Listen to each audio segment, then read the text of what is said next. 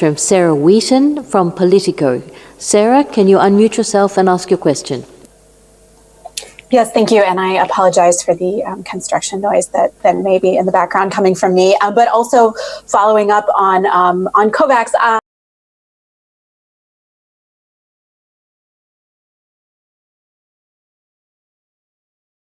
I would request an answer to my colleague's question about what resistance you may be hearing from countries that have not expressed interest yet, and also any more details from what Dr. Aylward just mentioned about collaboration with efforts such as that of the European Commission, and if you are starting to see some collaboration, if not full-fledged joining, from the United States and China. Thank you.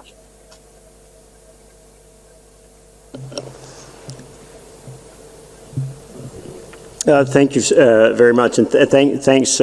As I think Mike and Maria and Dr. Tedros said, we're all a little sleep deprived and don't always hear the full question. So apologies if we miss a piece, and please do come back like that. So in terms of the challenges to joining the COVAX facility, this is brand new, and a lot of it is still under design. And the question was asked about resistance to joining. We're not twisting arms for people to join the facility. This is in the interest of countries to pool their risk, to reduce the risk of an individual country, and then be able to get the best possible prices and guarantee the receipt of this. Now, for many countries, though, remember, this requires legislation in some countries to be able to work with a facility like this. In other countries, they have to figure out, well, what are the actual costs going to be, and then what part of our balance sheet do we use, and how do we do that?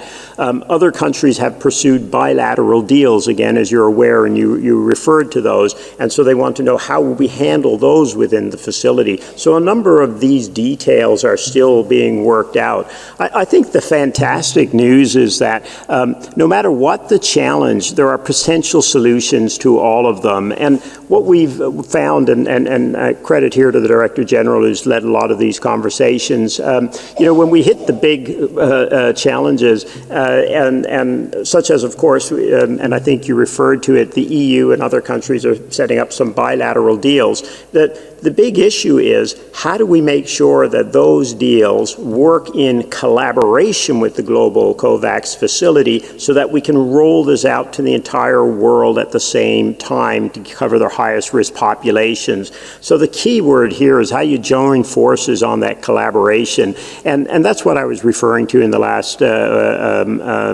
intervention. We've had more and more discussions with a broader and broader group of players, and tried to work through what might be the barriers to collaborating, and whether that are issues around price, issues around timing, issues around national expectations, etc.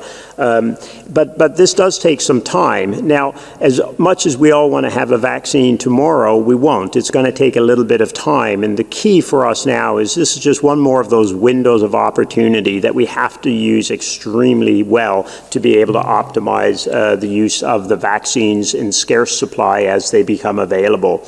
And that speaks to the last point that was mentioned in Dr. Tedros' intervention about the global allocation framework. Again, this is a really important piece of work being led by WHO, working across all member states and other entities to try and agree together what our public health imperative is, what populations need to be vaccinated, in which order to be able to achieve those objectives, and then how do we translate that into a concrete mechanism to collaborate together on that rollout.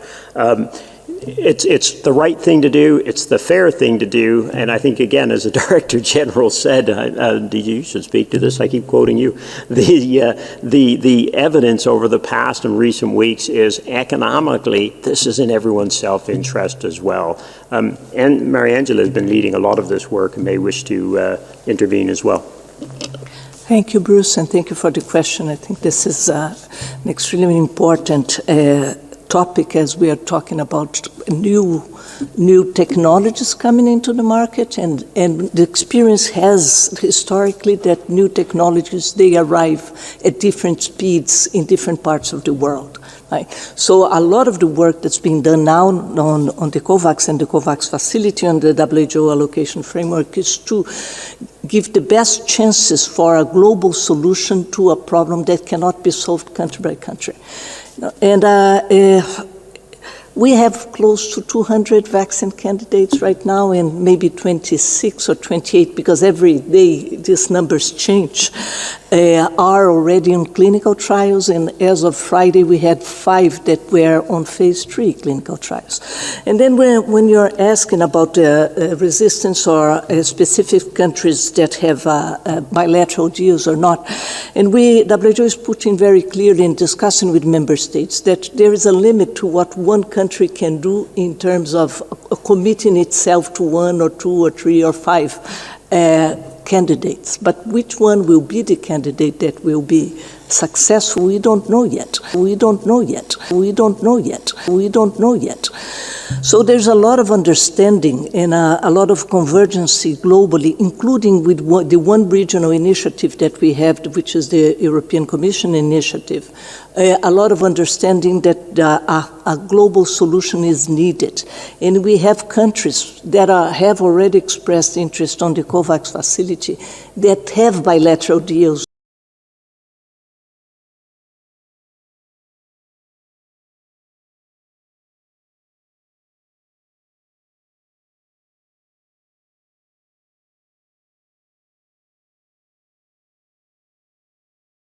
Themselves, so by joining the facility and at the same time that you do your bilateral deals, you're actually betting on a larger number of vaccine candidates.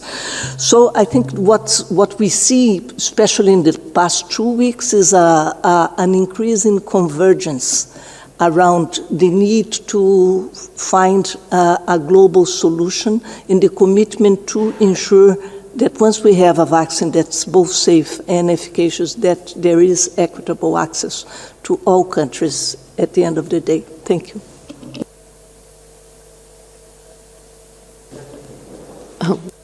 There's one nuance to this that again, I'm sorry, folks, to come back, but just that everyone's clear on as well.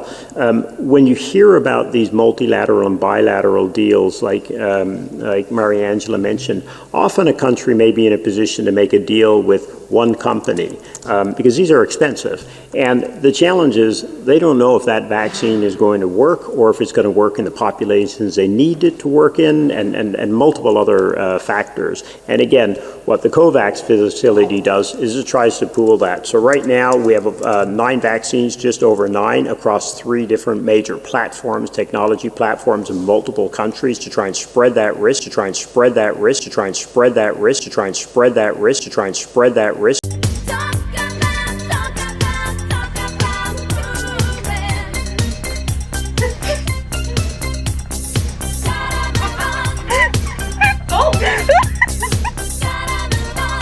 Yeah. If there's a winner in vaccines, we'll have one. There's absolutely no question. The key now is we're looking to even expand beyond that to make sure that we have an even broader portfolio. And again, the goal is to make sure that vaccines will be found, because part of this is about supporting, obviously, the development of those and the development at scale, but then also to ensure that the ones that do work are equitably and appropriately used, because that is the only way to get out of this together. That is the only way to get out of this together. That is the only way to get out of this together. That is the only way to get out of this together.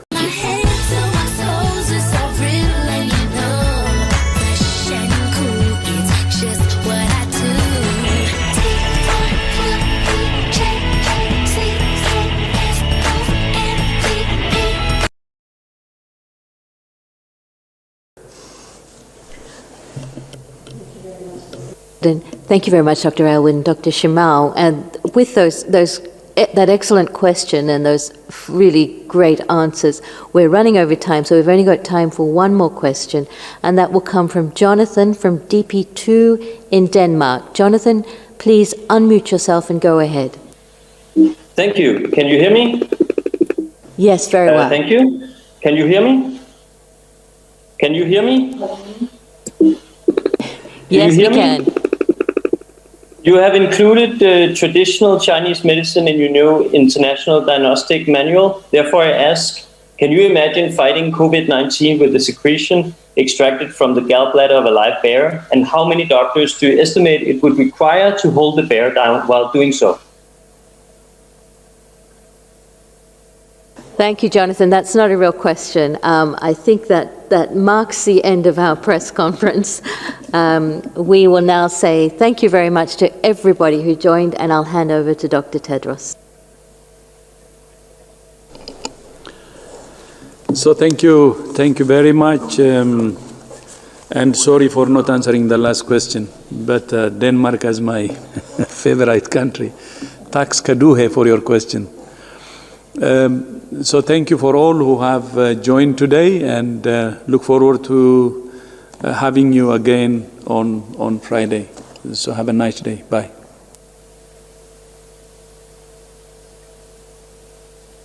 Donut learn.